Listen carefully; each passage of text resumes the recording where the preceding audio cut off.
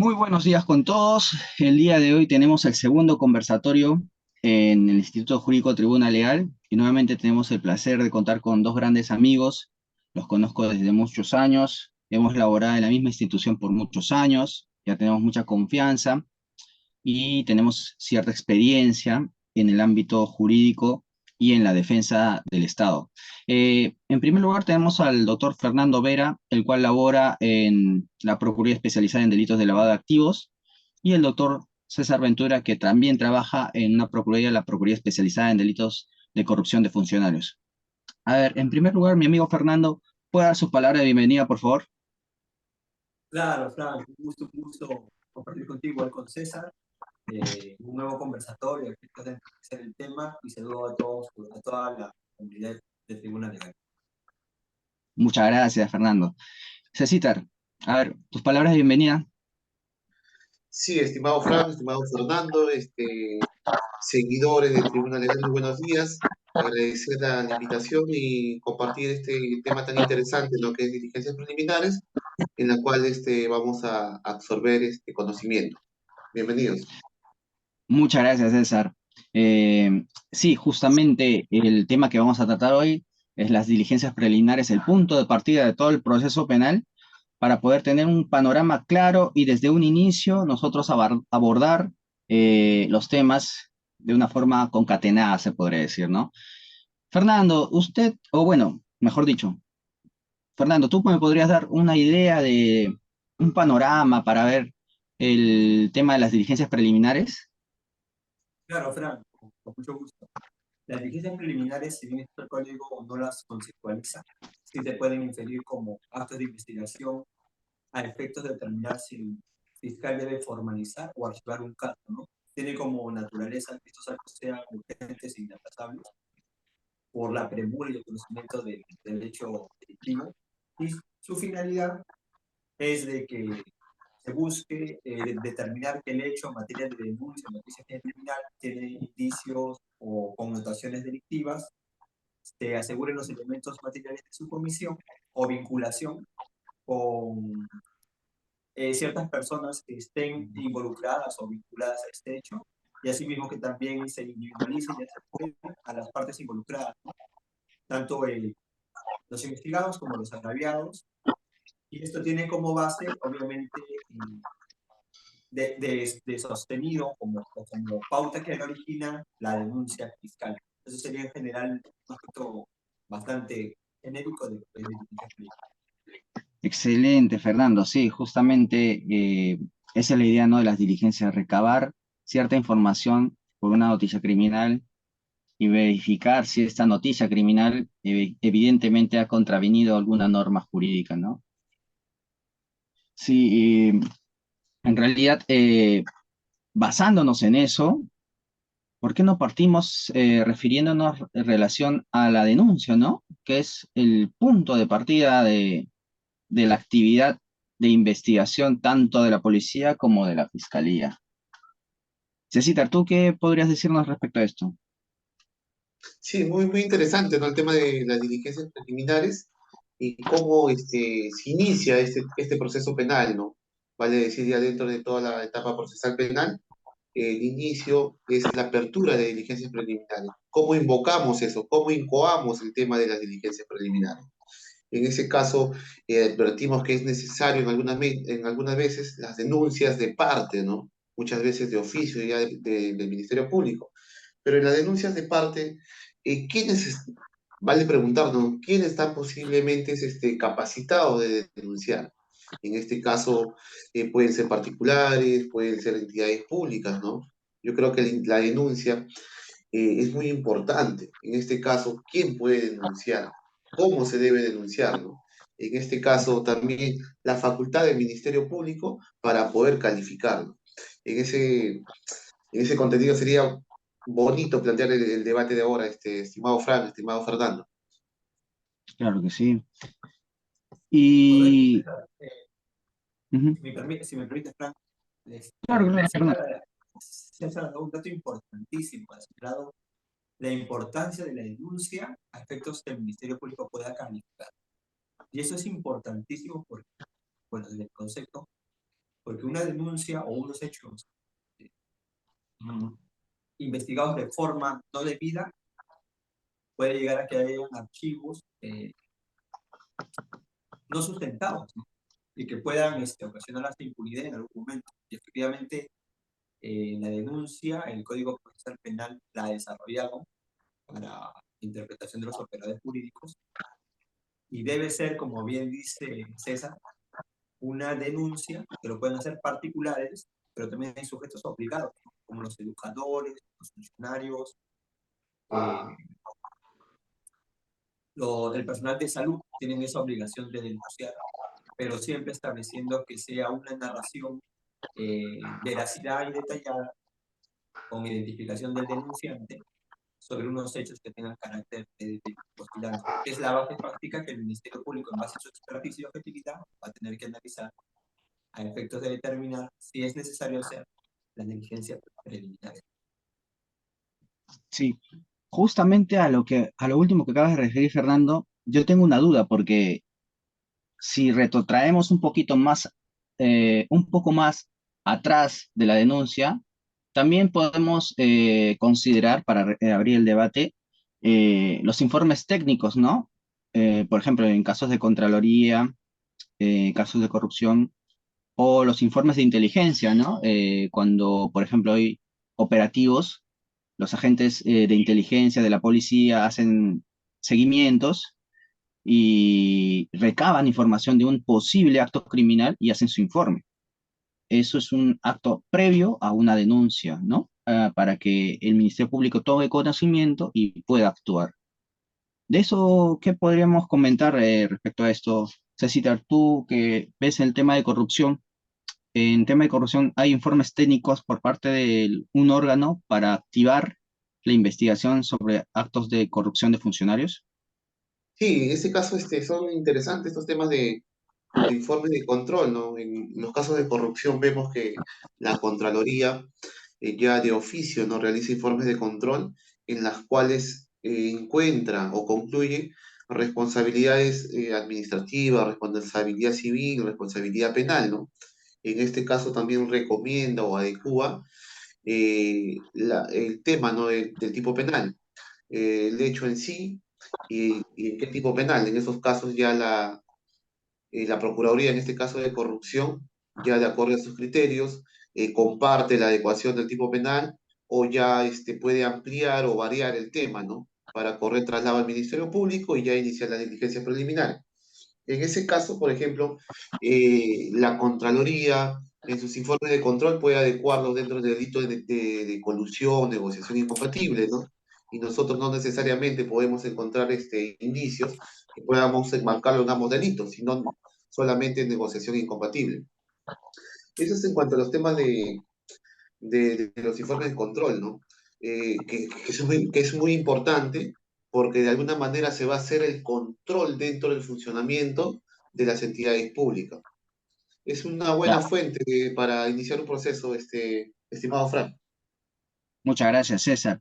Fernando, en el Yo quiero tema de la agregar base. algo ahí, si me permite, Frank, Claro agregar que un sí. dato ahí vinculado a los informes. Sí. Un dato muy relevante de lo que ha dicho César, ¿no?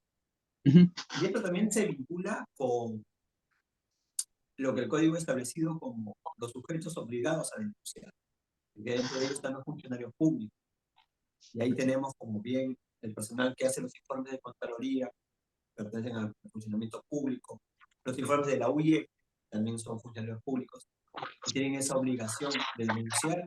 En principio, la obligación de indagar, ¿no? Y determinar de una manera bastante abierta si son infracciones administrativas o podrían ser constitutivas de delito, igual en la UIE. Pero lo relevante de eso es que hay un deber de denunciar por parte de los funcionarios públicos y vertir en un informe técnico hechos con presunta delictuosidad, que será el Ministerio Público, en base a su objetividad y experticia criminal, que determine si habilita iniciar unas diligencias preliminares o si por el contrario tendría que hacer algún acto de indagación a efectos de determinar la existencia de sospecha inicial simple.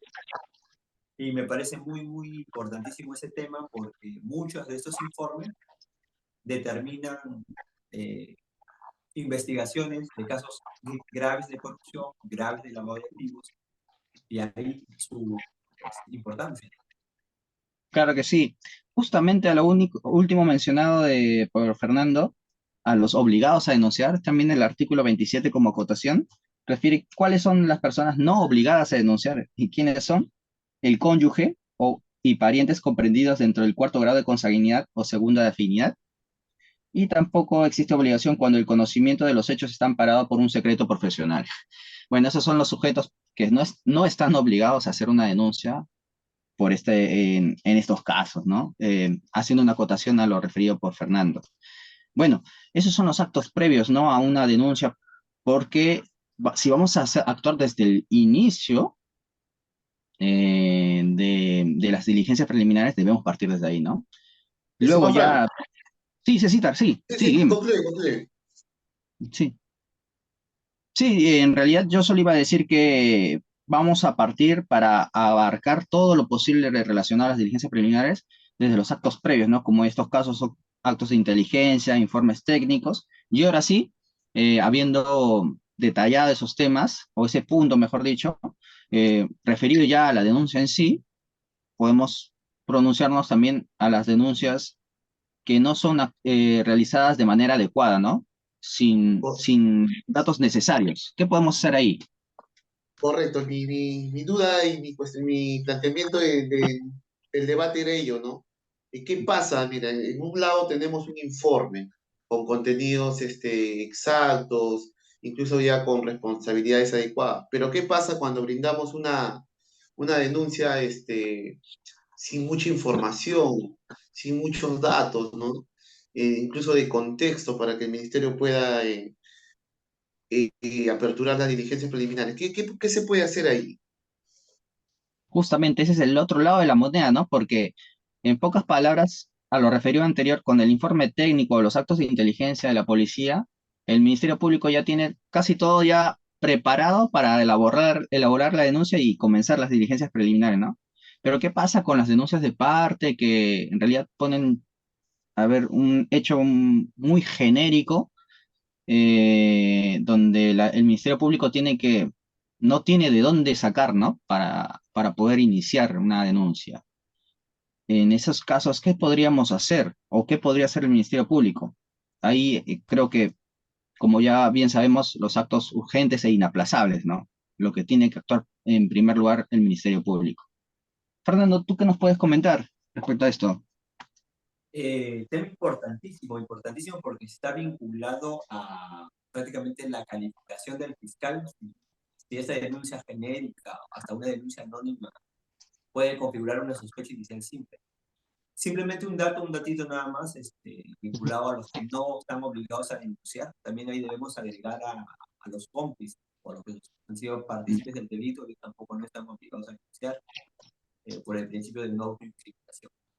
Pero respecto a la denuncia, efectivamente, cuando es una denuncia por un informe, hay un sustento analizado, hay un previo análisis de funcionarios públicos, de gente vinculada al tema penal en algún sentido. Pero ¿qué pasa con las denuncias de parte? Un ciudadano de calle, una denuncia anónima de una persona que advierte un hecho delictivo, pero por temor que lo voten de la institución, o por temor de las autoridades del vecindario, lo hace de forma anónima. O que el fiscal, en base a qué tipo de información puede iniciar diligencias preliminares o no. Desde mi punto de vista, tiene que ver mucho con lo que el código exige. Una narración detallada, circunstanciada y veraz. El grado de veracidad no tiene que ser alto, pero sí un grado de, bajo la lógica, objetividad y experticia del fiscal, pueda, yo creo, determinar fuentes de información de donde pueda extraer actos de investigación para sostener esa narración. Creo que ese es el trabajo más importante del fiscal en el momento de recibir una denuncia, ¿no? Si es una denuncia de parte, con un denunciante identificado, obviamente que lo más importante va a ser citarlo a efectos de que dé datos precisos. Pero si es una denuncia anónima, ¿cómo sería ahí la evaluación? Yo creo que en una denuncia anónima la narración o el detalle debe tener un mayor degrado. O las No. fuentes de información que dé el denunciante deben tener un mayor grado de objetividad, porque su anonimato obviamente obliga a que el Ministerio Público tenga menos fuentes a efectos de determinar. Y algo que quería agregar nada más pequeñito es que ya la Corte Suprema lo ha establecido. ¿Qué pasa cuando hay una denuncia genérica que al fiscal lo pone en duda si es una sospecha inicial simple? Ya la Corte Suprema ha dicho que es posible hacer actos de indagación, que no es un acto de investigación propiamente dicho, sino simplemente es un acto de indagación, efectos de darle más consistencia a esa denuncia. Pero creo que esos serían algunos aportes pues, en este problema espinoso de determinar cuándo una información tiene suficiencia para iniciar diligencias preliminares. Claro, claro que sí, claro que sí. Sí, justo en esos casos de denuncia de parte, cuando es de un anónimo, incluso puede recaer en una denuncia calumniosa, ya que la persona posiblemente al aire denuncia a una persona porque cree que ha cometido un hecho ilícito sin tener una corroboración mínima o sustentada y se le investiga a una persona, ¿no? Y como dice Fernando, se hace actos de indagación para verificar si es que ese hecho se ha cometido o no. Y esta persona, incluso la que ha sido denunciada de manera calumniosa, podría actuar también, ¿no? Ya bueno, eso es un desvío del tema que estamos haciendo, pero podría actuar contra la persona que la ha calumniado, ¿no? Simplemente. Claro. Bueno, En respecto esos a estos... temas, Sí, César, sí, sí, sí, sí, en referencia a este tema que dice Fernando, es este, resaltar, ¿no? Actos de indagación. Yo creo que va más vinculado al tema de encontrar fundamentos para poder proceder con la denuncia, ¿no? Como tú dices, no podemos caer en denuncias vacías, ¿no? Y para mí es importante en estos casos, en referencia ya a las denuncias anónimas que son reiterativas creo que en parte de las entidades públicas, ¿no? En ese caso considero que el Ministerio Público debe de realizar esas indagaciones que ha manifestado Fernando, que son necesarias para consolidar la denuncia e impulsar un proceso penal, ¿no? Esos actos de indagación, para mí, uno de ellos es de vital importancia, no en casos de denuncias anónimas, ¿no? Sino de casos de particulares que van, narran un hecho supuesto de comisión de delito, la ratificación de ellos, ¿no? En las cuales puedan brindar ampliación en el tema de la denuncia, ¿no? Como, por ejemplo, cuándo ocurrió el hecho, dónde ocurrió el hecho, ¿no? Para que el fiscal pueda de alguna manera tener ya un marco en la cual trabajar, ¿no? No simplemente me robaron mi cartera, ¿no? Que normalmente sucede en la denuncia. Yo creo que claro. es muy importante este tema de la indagación a nivel fiscal. Sí, muy importante el tema de la indagación. Aparte de eso, que yo creo que por eso es que, bueno, es evidente, ¿no? Que existen fiscalías especializadas también, ¿no? Porque cuando se hacen denuncias por delitos comunes, las fiscalías corporativas, perdón, las fiscalías provinciales hacen los actos de indagación para poder corroborar ese hecho, pero las fiscalías especializadas como la Fiscalía Anticorrupción, la Fiscalía de Lavado de Activos, la Fiscalía de Tráfico de Drogas, son ya fiscales especializados que van a ver esos temas, ¿no? Temas, y saben qué tipo de indagación o actos de investigación o, perdón, Obvio. son inaplazables para poder eh, actuar, ¿no? Y indagar si es que este hecho es realmente un hecho ilícito, a diferencia de los fiscales provinciales, ¿no? Sí, Fernando. Sí, y ahí quiero agregar algo, lo último que dijo César y lo último que has dicho tú, que es muy importante. La denuncia, sea de parte o sea de un ente administrativo especializado, va a determinar al final, al fiscal, qué actos urgentes y inaplazables va a realizar, ¿no? O sea, cada hecho origina actos urgentes e inaplazables distintos, ¿no? Respecto a la información que se brinda. Y eso es muy importante. Es por eso la exigencia del Ministerio Público de realizar una buena calificación. Yo, por ejemplo, en mi experiencia laboral, he visto que a veces, por ejemplo, denuncias vinculadas al lavado de activos, por ejemplo, tal persona tiene tantos bienes y nada más. A veces, por ejemplo, es una denuncia genérica, ¿no? O tal persona tiene tantas casas y tantos vehículos. pero mínimamente esa persona esté en la posibilidad de identificar dónde estarían las casas o qué vehículo sería. No es algo tan difícil de narrar. Claro, Obvio que no le vas a pedir la partida registral, que sería una exigencia demasiada, o no le vas a exigir que narre un acto de lavado, un acto de transferencia, no es su campo. Pero sí te pueden narrar, por ejemplo, algún incremento inusual que no tiene alguna vinculación razonable.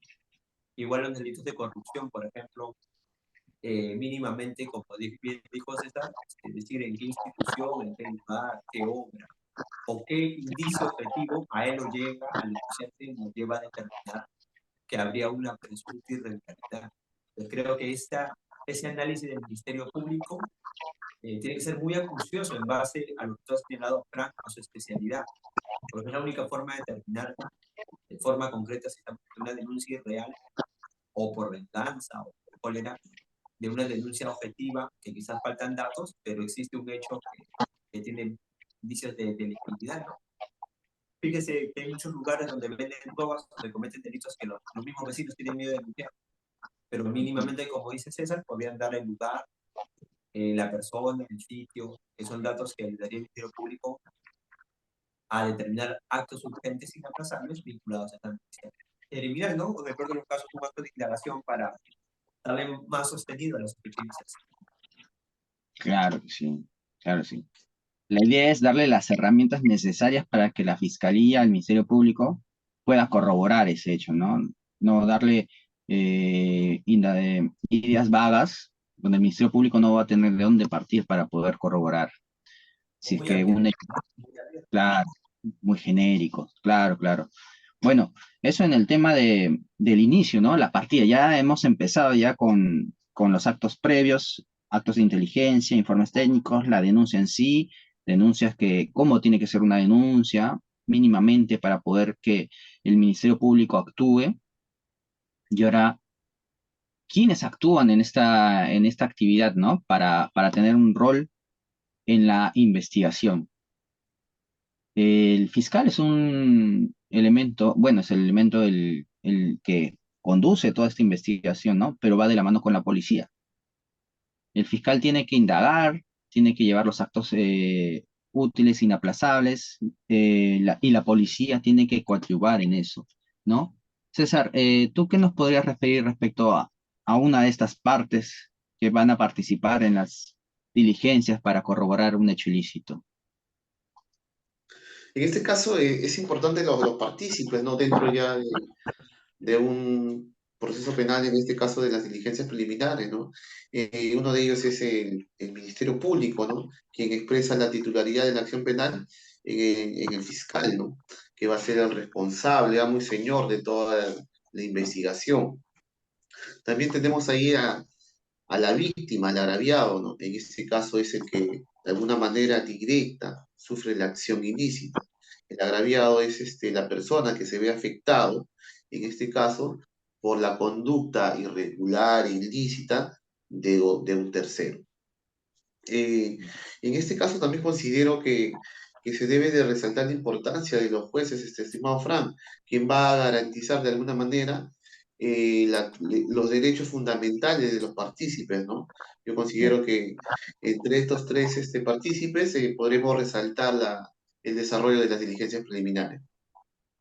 Claro, claro que sí. Sí, muy importante. Y ahí creo que faltó el investigado con su abogado, ¿no? Él también, bueno, en marco de nuestro sistema procesal penal garantista, tenemos que tomar en cuenta los derechos del investigado. Y si permiten dar mi opinión particular, Uy, nuestro sistema procesal se enmarca bastante en los derechos del investigado, ¿no? En su debido proceso, debida investigación, pero a veces se deja de lado mucho a la víctima, como ha referido César. La víctima tiene muchos derechos, pero si vemos bueno, en la experiencia, si humilde experiencia que tenemos nosotros, desde el lado de la víctima, que es el Estado muchas veces, a veces se le deja de lado. No se le notifica, no lo dejan participar, en algunas oportunidades, ¿no? No en todas. pero ha habido ocasiones en que se le da mucha importancia al investigado, pero a la víctima no mucho, desde mi punto de vista. Fernando, ¿tú qué nos puedes opinar respecto a las partes que participan en estas diligencias preliminares, ya partiendo desde una denuncia? Comparto con ustedes todo lo que han señalado, sobre todo lo último que ha dicho Fran, es verdad, el tema de la víctima ha venido ganando mayor campo, pero todavía desde mi perspectiva insuficiente. En su calidad no de investigador, sino de un controlador de lo que se tenga que realizar. Pero respecto a los intervinientes o involucrados, efectivamente, acá el Ministerio Público y la policía juegan un rol importantísimo, ¿no? La policía como un operador técnico y el Ministerio Público más como un operador de legalidad, de debido proceso, de justificación y también de expertise. A veces yo en mi experiencia he visto que a veces hay algunos choques de egos entre la policía y el Ministerio Público respecto a ciertos actos de investigación, lo que para mí no es de recibo, ¿no? Porque la Constitución y el Código Procesal en el artículo 60 en adelante ya determinó que la titularidad y el control es del Ministerio Público. Y yo creo que esto se sostiene, tiene un conocimiento amplio del debido proceso, de la legalidad y de respetar, como bien han dicho ustedes, los derechos del aún no acusado, ¿no? O el aún no imputado, ¿no? Del investigado. Y la policía es un órgano técnico que tiene que coadyuvar al Ministerio Público. Entonces yo creo que no hay marco para que haya un conflicto o un error, ¿no? Porque al final, si la Fiscalía decide 5 actos de investigación y la Policía de Base de Justicia considera 8, creo que podrían unirse los dos y sacar, puede ser actos de investigación u 8 o compatibilizar, pero no un tema de que a veces es, no, este acto de dirección no me parece pertinente. Yo creo que más debe de coadyuvar a determinar. Creo que el Ministerio Público tiene un papel preponderante porque, aparte de calificar bien, debe de velar por el respeto tanto del investigado con su defensa como del agraviado en su nivel de... La víctima o el agraviado son los que denuncian el hecho, son los que más conocimiento tienen dar información al Ministerio Público, ¿no? Entonces creo que el respeto a ellos debe ser alto. Y respecto al investigado, si bien es cierto, en diligencias preliminares no hay una inculpación formal todavía, sí se le debe dar ciertos márgenes, no, un alto y completo derecho de defensa, ¿no? Es más, como dijo César, el juez también está presente, quizás de manera más, no tan activa como en la iniciación preparatoria, pero sí está presente para tratar de corregir algún indebido proceso, ¿no? Como plantear un control de plazo, por ejemplo. En la etapa prejurisdiccional, el Ministerio Público tiene toda la monotonía para establecer un plazo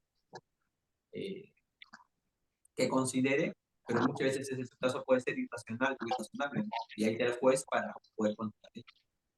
Pero sí es muy importante para la finalidad de la defensa preliminar la participación de cada sujeto procesal, con cierta relevancia del Ministerio Público en el sector de la investigación. Claro que sí, claro que sí. Y bueno, justo a lo último mencionado por Fernando respecto a la repartición de roles en esa iniciación de investigación por parte del Ministerio de la Policía, hace poco salió un decreto legislativo 1605 referido a que la policía puede también realizar actos un poco, o bueno, le adhiere algunas facultades a la policía para que pueda incluso calificar el hecho, ¿no? Bueno, yo no comparto tampoco ese decreto legislativo, porque como bien ha dicho Fernando, hay una repartición de roles, ¿no? El Ministerio Público es el ente, se podría decir, de calificación, normativo, jurisdiccional, y la policía es cumple un rol de actuación, ¿no? De investigación, de indagación eh, técnico, que va a coadyuvar o ayudar al Ministerio Público a- a verificar, ¿no? Si es que el hecho es ilícito o no.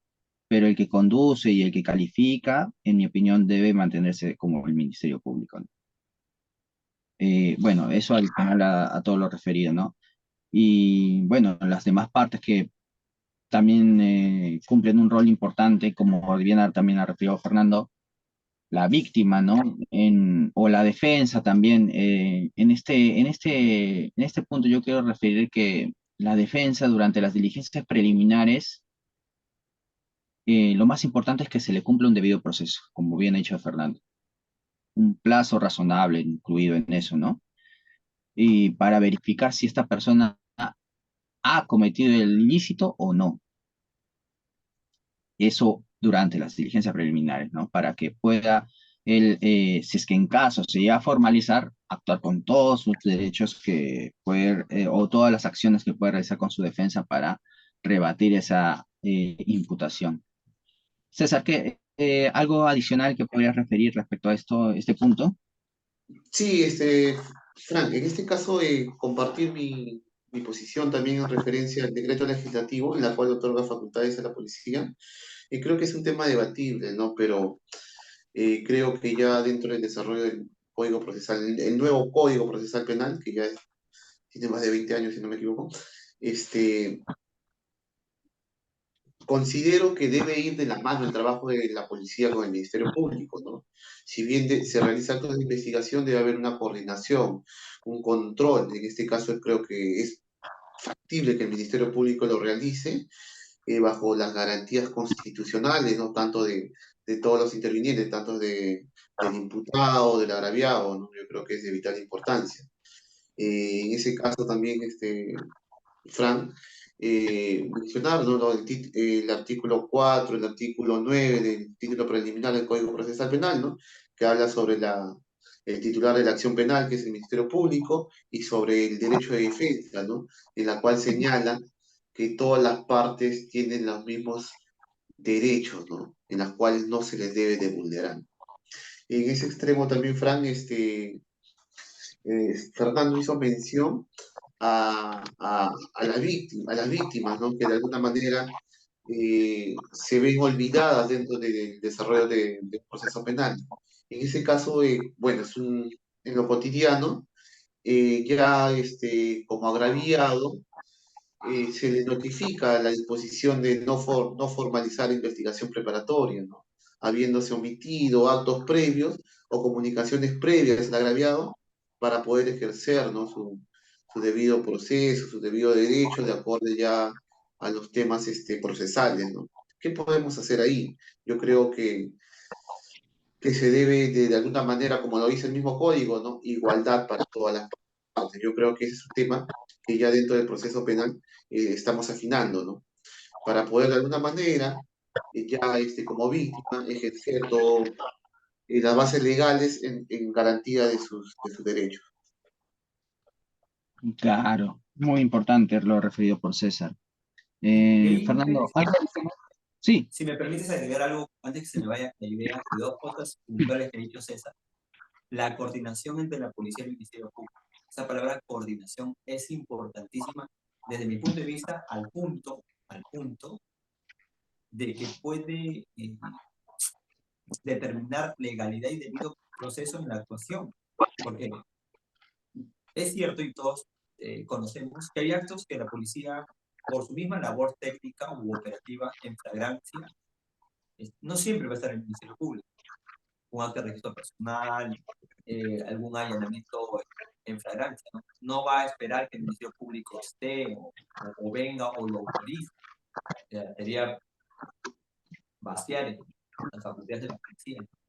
Pero sí es importante que en el mismo momento haya una comunicación, ¿no? Ujú. Hemos intervenido esta persona, vamos a ingresar a este inmueble, un mensaje de WhatsApp, mediante algún...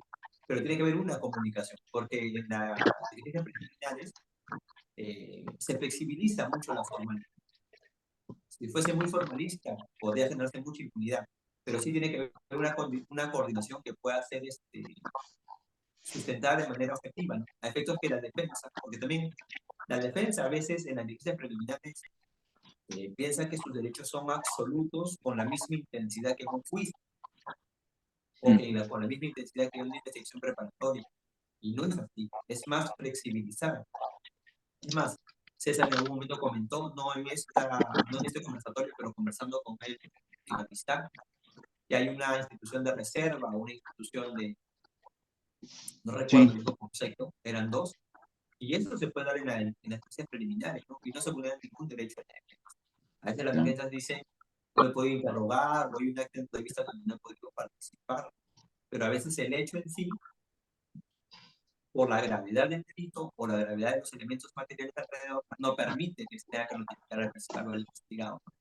En principio debería ser así, pero hay ciertos momentos o circunstancias que no es complicado, ¿no? Pero sí hay que coordinar con el Ministerio Público, sí hay que informar de que no puedo, ¿no?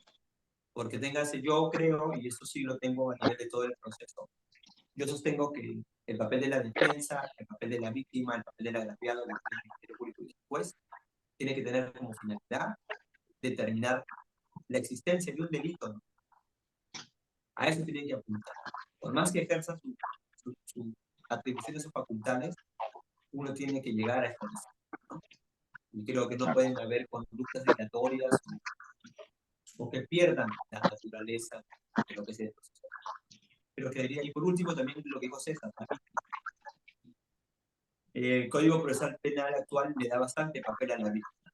Yo entiendo que las garantías, principios y el debido proceso para la defensa debe ser alto, y lo entiendo, porque el Estado, con todo su mecanismo, Ministerio Público y Policía, de alguna manera se enfrenta de forma desigual, ¿no? A la defensa, que es un particular, o una actuación limitada o recursos limitados, ¿no?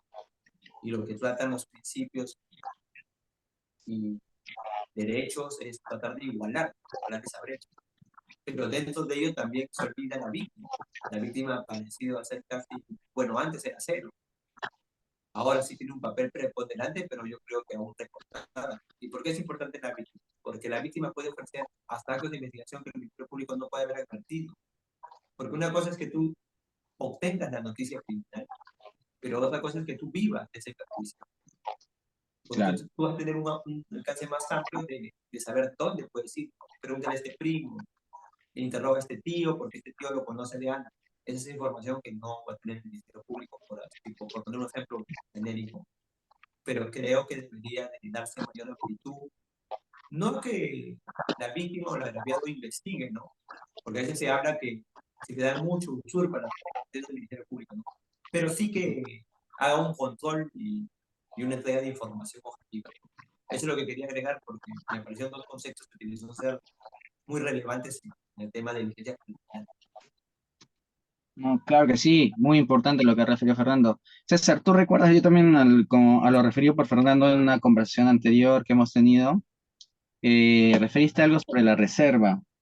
¿Recuerdas más o menos algo referido a eso? Sí, para ampliarle un poco el detalle, que en temas de conversaciones con Fernando, con Fran, siempre bueno, ¿no? Hablamos dentro de este tipo de reserva de la investigación y el secreto de la investigación, ¿no? A La ver, reserva de la investigación va a ser una limitación que va a impedir a un extraño a conocer el proceso penal, ¿no? ¿Qué quiere decir? Que, digamos, una persona no calificada, una persona no facultada, pueda tener conocimiento o intervención dentro de un proceso penal, como parte procesal, como sujeto procesal. Eso también se encuentra ya enmarcado dentro del artículo 324 del Código Procesal Penal, ¿no? Ahí, literal, señala, es reserva y secreto de la investigación. La investigación tiene carácter reservado. Solo podrán enterarse de su contenido las partes de manera directa o a través de sus abogados debidamente acreditados en autos. A diferencia del secreto de la investigación, aquí existe una vulneración a un derecho fundamental, ¿no? Vulneración a un derecho fundamental temporal, en la cual cuya finalidad va a ser que el Ministerio Público realice actos de investigación de manera reservada a fin de no encontrarse con mecanismos que obstaculicen la investigación y la aclaración del hecho en sí, ¿no? En este caso, el plazo es de 20 días a solicitud del Ministerio Público y posteriormente el plazo prorrogable de 20 días más, la cual ya debería ser aprobado por el juzgado de investigación preparatoria, ¿no? Esa es la diferencia en cuanto la reserva de la investigación y el secreto de la investigación. La reserva va más que todo en la intervención de los sujetos procesales y el secreto es en base ya a indagaciones o recabar elementos de convicción dentro de la investigación, estimado Franco. Excelente, César. Una buena acotación para este tema tan importante que estamos refiriendo respecto a las diligencias preliminares y en general, ¿no? Una investigación que realiza el Ministerio Público y la policía, como bien ha dicho Fernando, con la finalidad de obtener información relevante para saber si este hecho supuestamente ilícito se ha cometido o no. Eso en el marco de la subetapa de las diligencias preliminares, ¿no? Ya en la formalización, ya con actos ya o con elementos más fortalecidos, se podría decir, ya el Ministerio Público podrá investigar con mayor amplitud, ¿no? Y como también ha referido Fernando, quiero resaltar eso respecto al agraviado, ¿no? Que el agraviado es el que ha vivido el perjuicio del hecho, ¿no? Entonces, es una fuente importante para que le dé toda esa información, tanto el Ministerio Público como la policía, para que puedan realizar todos los actos posibles para corroborar ese hecho. Y mi última acotación en relación a esto es referido a la actuación de la policía. También lo refirió Fernando, no muchas veces el Ministerio Público está presente en el hecho ilícito. Y cuando a una persona se ve perjudicada en el día a día, ¿a quién acude? No va al Ministerio Público, ¿no? En primer lugar, siempre va a la policía, ¿no? Por su función del control del orden público, ¿no? Por ejemplo, a mí hace un poco tiempo me robaron el carro. Entonces, ¿a dónde acudí? Al instante a la comisaría, ¿no? A hacer la denuncia. Ese hecho no tomó conocimiento el Ministerio Público porque yo actué inmediatamente, hice la denuncia, la policía, bueno, la denuncia en la comisaría, la policía puso en orden de captura mi vehículo para que lo puedan ubicar y bueno, ese fue el único, como hemos referido, acto urgente e inaplazable, ¿no? Porque luego fueron a patrullar para verificar si se encontraba la ubicación, pero no lo lograron ubicar.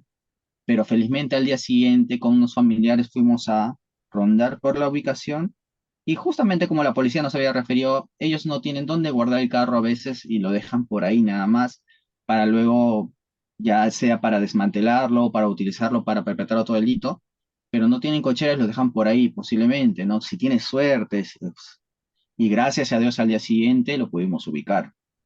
Habían forcejeado con una llave en las puertas, pero se podía prender, tenía la llave y nos lo llevamos el carro. Gracias a Dios se pudo recuperar el vehículo, pero como le digo, como fue tan rápido, el Ministerio Público nunca tuvo conocimiento de este hecho ilícito. Posiblemente la policía lo archive, pero lo ideal y lo real que debería ser la policía no es archivar, porque este acto ilícito, si bien es cierto, la gravedad fui yo y pude recuperar mi bien, pero estas personas van a seguir perpetrando ese delito con otras personas. Entonces, lo ideal, lo correcto sería que la policía siga indagando para poder ubicar a estas personas y ya no cometan este hecho. Bueno, es una experiencia adicional a lo que estábamos refiriendo y que bueno, calza también en el tema que estamos tratando, ¿no? Fernando, ¿tú te quieres referir algo respecto a eso? Primero decir que yo creo que tienes ahí tu investigador interno. Tú resolviste más rápido que la policía. Yo creo que ahí la policía, en el momento que tú denuncias, debió haberle comunicado al Ministerio Público si es que iba a hacer algún acto de investigación o de indagación. Pero bueno, es por eso que a veces es el Ministerio Público quien debe determinar si hay vicios de delictividad o no. A veces la policía, bueno, se han visto casos televisados que a veces van a denunciar una madre, va a denunciar golpes, o un papá va a denunciar agresiones y que dicen, oye, que esto no es una denuncia, anda débil, que anda al psicólogo, porque entonces no van a hablar. Claro que son poquísimos, porque yo en mi experiencia he conocido muy, muy, muy buenos agentes policiales. Pero has dado en un clavo, ya entrando a las diligencias preliminares. La noticia criminal o la denuncia determina mucho qué diligencias preliminares se van a realizar. y estas están conceptualizadas como actos urgentes e inaplazables, ¿no? Urgencia en el sentido de que tienen que actuarse en el momento, a efectos de determinar si hay un hecho delictivo o no. Hay inaplazables porque no puedes aplazarlo de acá a 3 o 4 meses, porque ya pierde su esencia en determinar esos caracteres delictivos, ¿no? Obviamente que en un caso simple, máximo 120 días, caso complejo 8 meses, y caso de crimen organizado de 60, ¿no? Ya la Corte Suprema estableció que los actos urgentes inaplazables no tienen una vinculación de tiempo, sino una vinculación de complejidad. Claro. A veces, según ejemplo, es complicado verlo, pero yo diría, por ejemplo, un proceso de lavado, de denuncia de lavado, un acto urgente es solicitar las cuentas que tiene, ¿no? O la información de ciertas cuentas. E imagínense que la denuncia es contra 4 personas jurídicas grandes. Esa información no te la van a dar en un momento. Claro, claro que sí, claro que sí. César, ¿tienes alguna acotación respecto a lo comentado hace un momento? Sí, Frank, una pena que seas parte del porcentaje de las víctimas de la delincuencia, ¿no? Creo que a la Lamentable. fecha ya es no se puede, no se encuentra un rumbo a la disminución de la delincuencia, ¿no?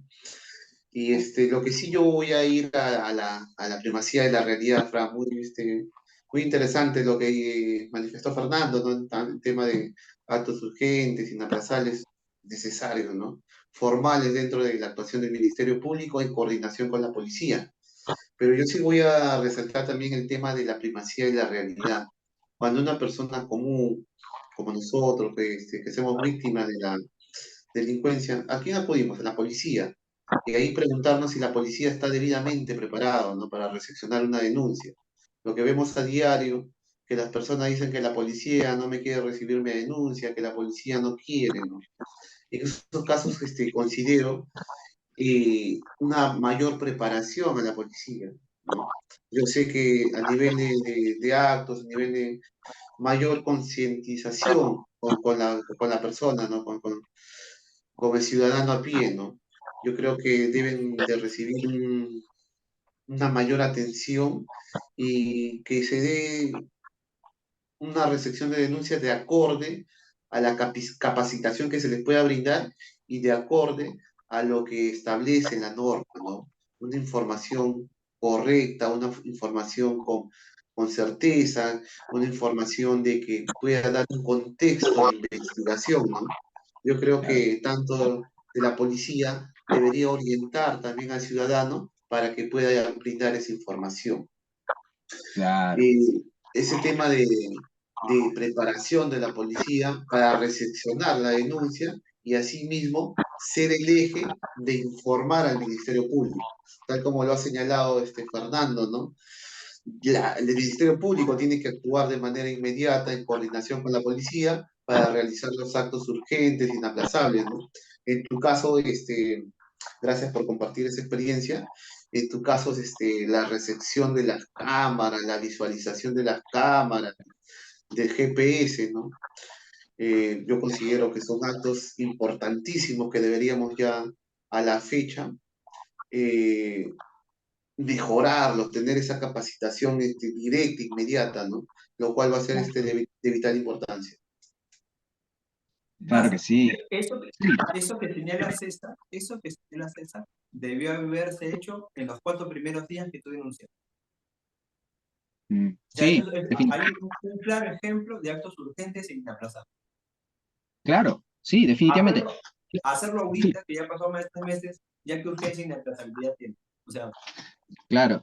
Sí, mire, ese hecho habrá pasado hace aproximadamente un mes, pero yo no tengo conocimiento si lo han archivado o no, no me han notificado, pero considero que la policía, como he referido hace un momento, no debe archivarlo porque tiene que corroborar, por más que yo haya recuperado mi bien, estas personas que han actuado de manera ilícita van a seguir haciéndolo. Entonces, la policía no tiene que tener esa concepción, como dijo César, de que, no, ya recuperó su bien, hay que archivarlo.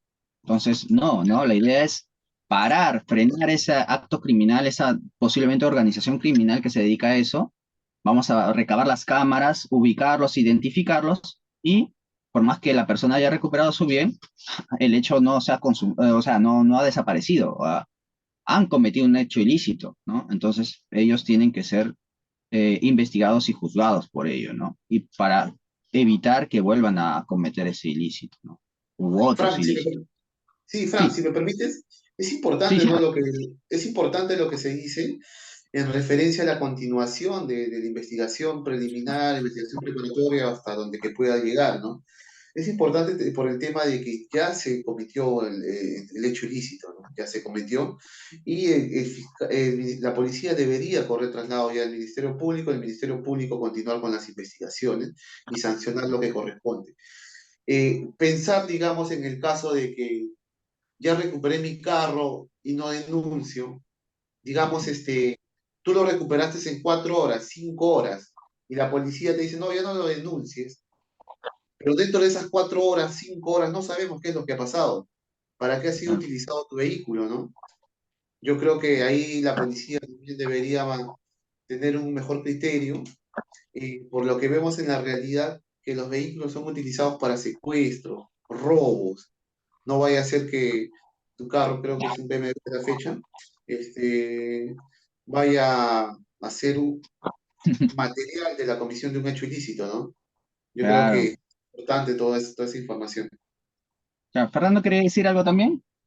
Sí, quiero, mira, en tu ejemplo y lo que hizo César con los actos de urgencia inaplazables, ahí se vincula todo, de todo lo que hemos estado hablando. Hay una denuncia o un hecho que hay que Correcto. determinar si es delictivo o no delictivo. Hay actos urgentes inaplazables que se debieron haber hecho pero posterior a la emisión de una disposición de diligencias preliminares, que en tu caso no se han hecho, tendría que haberse hecho. Con la finalidad de que de determinar si lo que tú denunciaste tiene carácter delictivo, asegurar los elementos materiales, visualizaciones, testigos, la revisión del vehículo y tratar de identificar a los involucrados. Claro, Todo eso, si se hubiese interpretado en conexión esos tres, se hubiese hecho una buena investigación, ¿no? Pero acá conversándolo prácticamente la hemos desarrollado. Y a ello yo le quiero agregar algo, que sí, para mí sí es una crítica al proceso penal y a los autores jurídicos. Que la víctima, quizás nosotros trabajamos en una entidad pública, no es tan notorio, o no se siente tan. Pero la víctima de la pie, como dice César, o las víctimas normales, comunes, que no tienen conocimiento del derecho, no tienen conocimiento de la reparación civil, no tienen conocimiento de la institución, no tienen conocimiento de eso. Muchas veces es dejado de lado al punto que hay gente que no denuncia porque dice denunciar, no me van a llamar, van a pasar años, es contratar abogados, son gastos. Cuando lo que el proceso penal debería darle a la víctima es, vamos a investigar lo que te ha pasado y hay una probabilidad alta, de acuerdo a lo que vayamos investigando, de que tú puedas ser resarcida. Y acá también entra el tema que el Ministerio Público, conforme hace las diligencias preliminares y advierte que hay una sospecha reveladora de esta comisión, también debería agotar mecanismos para hacer efectiva el pago de una reparación a futuro, ¿no? Una inhibición, o ver qué mecanismos civiles pueden ser satisfactorios para ese pago, ¿no? Nosotros, por claro, ejemplo, que somos operadores jurídicos con conocimientos mínimos de derecho, sabemos que muchas veces las reparaciones civiles son inejecutables. Y son inejecutables porque ya cuando se llega a la sentencia, las personas no tienen nada, o no sabemos de dónde cobrar. claro. Yo me pongo a pensar, ¿qué pasa a esas personas que desconocen, que no saben qué mecanismos están? Y estaría mal la ecuación de decir, no, pero contrátate a tu abogado particular. No, como tú eres el agraviado, tú debes de ver Tema de la reparación. tus mecanismos, ¿no? Que yo creo que esta exigencia estaría bien quizás para los procuradores del Estado que conocen los mecanismos, que podemos solicitar inhibiciones o embargos. Lo que no Claro. consta que el Ministerio Público, antes que nos constituyamos, realice estas acciones también. Pero cuando Claro. son gente común, un homicidio, una violación, robo de un celular, creo que ahí el Ministerio Público también debería darle un poquito más de prioridad a la víctima, no solo en el tema de determinar el delito, ¿no? Sino que también ellos puedan sentirse en algún momento satisfechos con un monto pecuniario, que a veces es más lo que le duele. Fíjense una persona de escasos recursos que se compra un buen celular y es parte de su trabajo y se lo roben. Las consecuencias, por más que atrapen al presunto autor, no son resarcibles como uno quisiera, ¿no? Y yo Claro, creo que ese tema es una crítica al proceso penal y debería poco a poco tratar de igualarse, ¿no? Hablando de la definitivamente. que está pasando. Definitivamente. César, ¿tú querías referir algo? No, no, no, continúa nomás, Fran. Ah, ya, mire, yo solo quería contar algo referido a lo de Fernando también, claro, antes de que se me vaya. Claro, en este caso, en el caso, retrotrayendo en mi caso particular, yo podría ir personalmente a la comisaría y preguntar, ¿no? ¿En qué estado se encuentra mi denuncia, ¿no? Pero yo estoy, creo que un 99.9% que van a decir, ya lo hemos archivado. No sé por qué estoy seguro que me van a decir, ya tu vehículo ya está, ya lo encontraste, ya se levantó el orden de captura, ya, ¿qué quieres? Me van a decir seguramente, ¿no? Pero yo como conocedor del derecho, como bien ha dicho Fernando, podría insistir que se investigue, porque por más que yo haya recuperado mi bien, me han causado un perjuicio. Bueno, ha sido de un día que no tuve mi vehículo, aparte de que lo han afectado en algunas reparaciones que se tienen que hacer, más que todo la chapa y el encendido, la chapa de encendido no están tanto como yo imaginaba, pero de todas maneras es una afectación, ¿no?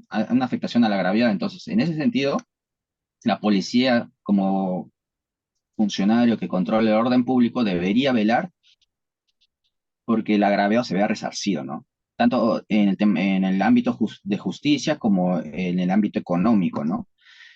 Y como también bien ha referido Fernando, en muchas oportunidades se le agravía por falta de conocimiento una persona de a pie, ¿no? Que, por ejemplo, como dijo Fernando, le roban un celular o le roban cualquier bien patrimonial, el agraviado no tiene el conocimiento en el derecho y el Ministerio Público le refiere, no, vamos, ¿cuánto te han robado? Ya, vamos a pedir una reparación de 200 soles.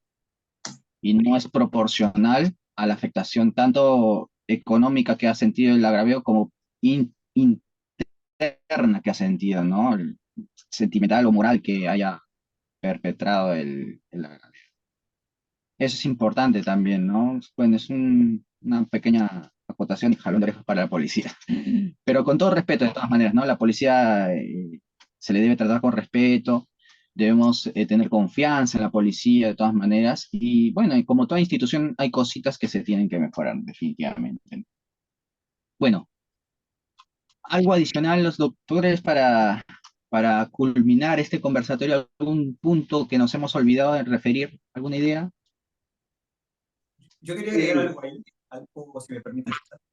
Y Sí. César ya lo mencionó, pero creo que no lo buscamos. Ya hemos hablado de la noticia criminal, la investigación criminales, su finalidad. Y César dijo algo muy importante, que la víctima o el agraviado también tiene facultades legales. Y esto es impugnar la disposición de archivo. Y fíjese la importancia de esto. Mire, la disposición de archivo, ¿qué es lo que dice? ¿Cuándo el fiscal puede archivar un caso? Cuando tenga la certeza de que no constituye delito. O sea, no dice por insuficiencia de actos de investigación, sino dice cuando no constituye delito. Entonces, esto tiene que interpretarse por lo que hemos estado conversando. Entonces, la diligencia preliminar es tan importante que la finalidad del fiscal es ver si esa sospecha inicial simple es una sospecha reveladora o simplemente ese hecho no constituye delito. Y por eso es importante la idoneidad y pertinencia de los actos penales inaplazables. Porque no constituir delito es decir, esto es atípico, esto no hay forma de que sea delito. Exige que estas diligencias preliminares sean sumamente rigurosas y lleguen a esa conclusión. Obvio, yo sé que el Tribunal Constitucional ha dicho que un caso archivado se puede reabrir si aparecen nuevos elementos de convicción, pero a la hora que el fiscal archiva, tiene que estar seguro de que ese hecho, con lo que tenía y con las fuentes de información que tuvo en mano, no constituye el delito. Y me parece y es más, la hipótesis de archivo se le notifica a la víctima y al denunciante, o sea, a las dos personas. ¿Y por qué esta rigurosidad? Porque debe de determinarse al final que no constituya delito, ¿no? Yo en mi experiencia, a veces hemos hecho hasta 2 o 3 elevaciones. ¿Y por qué eso? Porque hay partes de la noticia criminal que no han sido debidamente investigadas, ¿no? Y eso lo ratifica el superior, que ordena nuevos actos de investigación. Pero quería tocar ese tema importante de la difusión de archivos y su información como un mecanismo de control de la finalidad de las diligencias preliminares. Claro, sí, importantísimo lo que refiere Fernando en relación a la finalidad de las diligencias preliminares, ¿no? Y como se evidencia este hecho con una sospecha simple, una sospecha reveladora, tanto el estándar de la prueba que tiene que tener de acuerdo a la etapa en que nos encontramos durante el proceso, ¿no? Eso es importantísimo para que el Ministerio Público pueda continuar o desestimar una investigación, ¿no? O una denuncia. César, ¿algo adicional en relación a esto? Sí, Frank, justo estaba ahí cuadrando la idea. Es en referencia a lo que dice Fernando, ¿no? La conclusión de una investigación preparatoria y en el extremo de una no formalización, ¿no? En ese caso, en la práctica, advertimos, ¿no? Que el superior eh, ordena, en la mayoría de los casos, una ampliación de investigación preparatoria.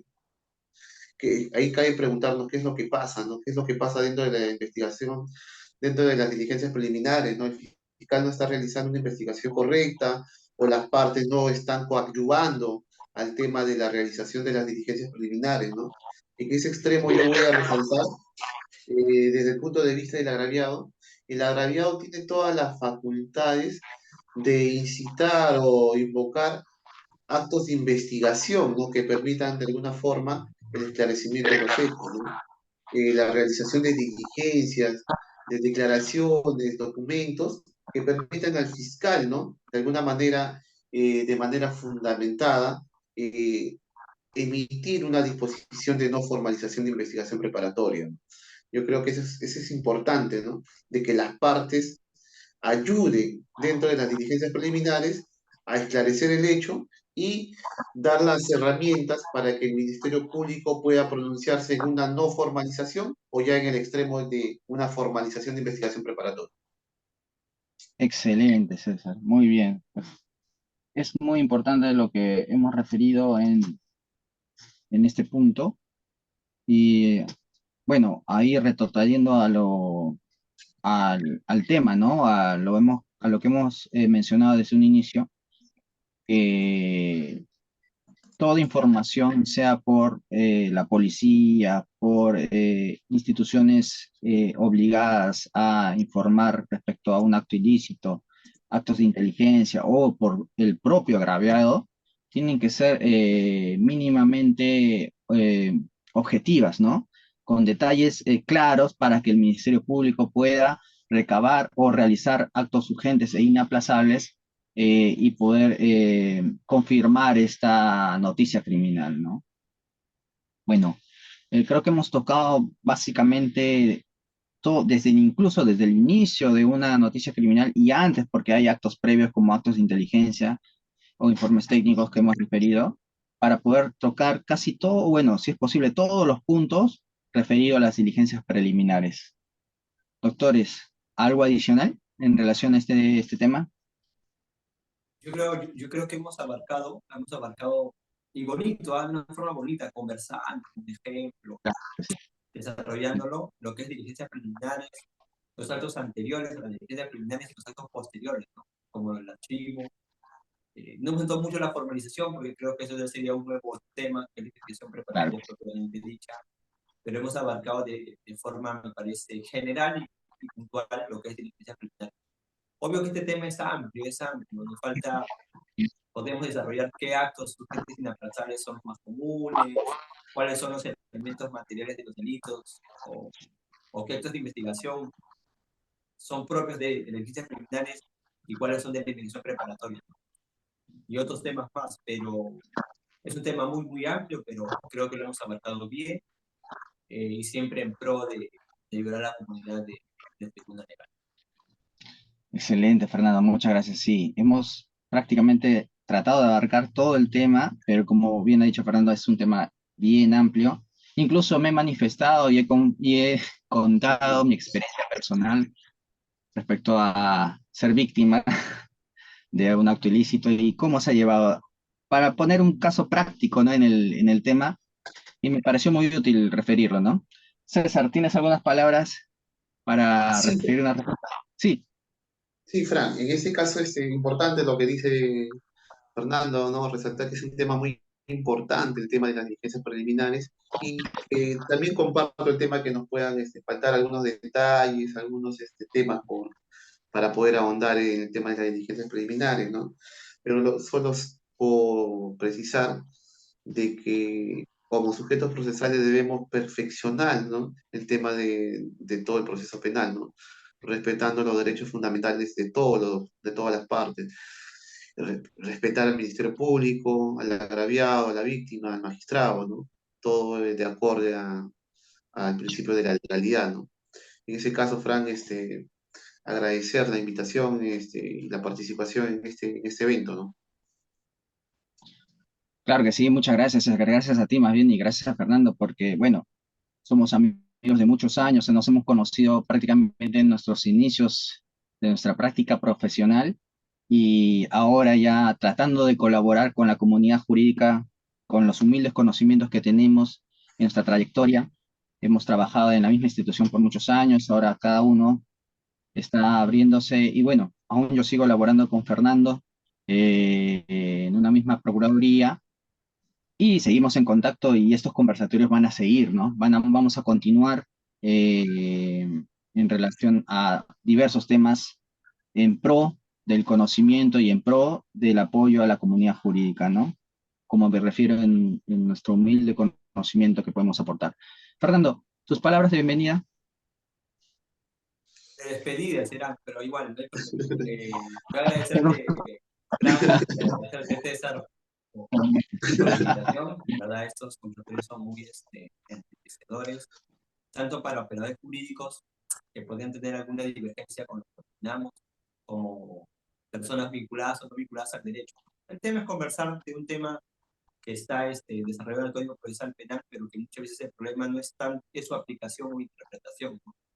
Hay un montón de pronunciamientos de la Corte Suprema que todos los tenemos y lo podemos compartir con tribuna legal si en algún momento alguien quiere Sí, saber un poco excelente. más del tema. Agradecerte en ello, decirle a las personas vinculadas o no vinculadas al derecho que cuando haya un evento delictivo donde ellos estén involucrados, como agraviados o víctimas, no tengan miedo de denunciar, no tengan miedo de coadyuvar con la investigación, porque como digo, la finalidad del proceso penal es encontrar la justicia progresiva. Creo que todos deben de coadyuvar a ello y saber que este sistema avanza y que poco a poco esperemos nosotros, muchos conversatorios y otros colegas en algunos otros lugares, sigan coadyuvando a que se entienda esto. Espero verlos en algún próximo conversatorio para seguir charlando, riéndonos, con tu bienvenida y despedida. Muchas gracias, Fernando. Sí, a veces suele pasar. Estamos en un domingo, bueno, normalmente un domingo uno lo dedica a descansar, a estar con la familia, pero a veces es importante darse un tiempo para el tema académico como lo hacemos ahora y como ya referí, con nuestra humilde aportación a la comunidad jurídica. Yo les agradezco bastante a los dos. Eh, si César quiere referir algo para finalizar. Solo palabras de agradecimiento, Fran, a Tribuna Legal y a Fernando, ¿no? Creo que es bonito compartir esos temas de conocimiento y llegar a las personas, ¿no? Con este tema de diligencias preliminares y crear un poco de conocimiento, ahondar un poco más en su conocimiento, ¿no? Siempre presto, Fran, a estos temas, estos conversatorios que nos permiten conocer el mundo del derecho. Sí, muchas gracias, César. Y definitivamente vamos a seguir reuniéndonos para poder conversar, así como lo hemos hecho ahora, riéndonos, comentando nuestras experiencias, para que esto sirva de repente, como ha dicho Fernando, y darles un buen consejo a las personas, en el sentido de que lo que refiere Fernando, de que cuando una persona es víctima, ya que acotamos el tema de la justicia criminal, es víctima de un acto criminal, no duden en denunciar, ¿no? Que no duden en denunciarlo, que que la policía y el Ministerio Público y todos los sujetos procesales van a actuar para poder proteger sus derechos. Bueno, yo estoy muy agradecido con ustedes, el tiempo que nos han brindado, y vamos a acordar una nueva fecha para un nuevo tema que vamos a tratar, y espero que las personas que puedan ver este conversatorio les agrade y tengamos buenos comentarios. Muchas gracias con todos y les agradezco bastante. Nos vemos más adelante. No, muchas gracias, amigo. Gracias, Nos estamos saludos. viendo. Frank, tú la misma Gracias. policía, creo, no la olvides. Nos vemos. Gracias. Nos vemos. Nos vemos. Hasta luego.